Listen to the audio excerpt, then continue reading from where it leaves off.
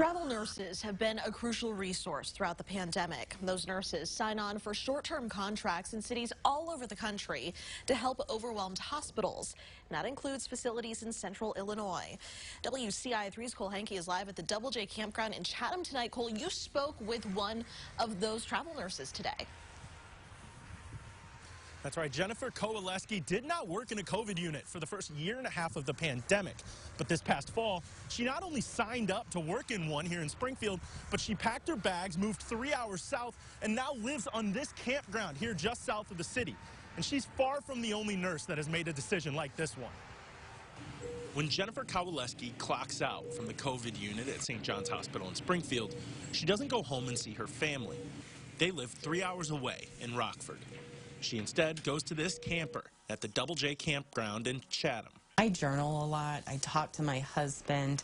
As soon as I leave the hospital, he's the first one I call, and he's a big outlet for me. He's very supportive.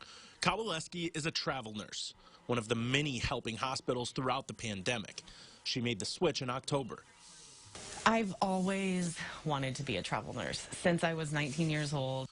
The job comes with perks, like shorter contracts and higher paychecks. The prospect of traveling anywhere in the country is nice, too. My instructor was saying, these nurses can go here and go here, and I just thought, oh my gosh, that's what I want to do.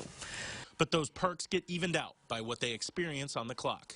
What was overwhelming was that these people are so sick, and they can be good, they can be talking to you like you and I are talking, and then within an hour, they will need life support.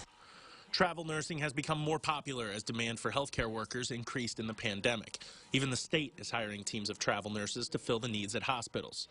Kowaleski says COVID-19 exposed critical problems in the way nurses are treated at all levels of the profession. Nurses are underpaid, overworked, just all around America, which is one of the reasons why I did choose travel nursing. Now that she's been on the job for a few months, Kowaleski spends a lot of time reflecting on what she and others may do in the future. And I know many travel nurses are taking this opportunity to build a life financially for themselves and for their family. And so I fully suspect that a lot of travel nurses will go back to staff jobs because traveling is difficult, especially alone. Now, Kowaleski isn't the only travel nurse working here in Springfield, but not only that, she's not even the only travel nurse living on this campground. She told me earlier today she recently found out one of her neighbors also works as a travel nurse here in the city.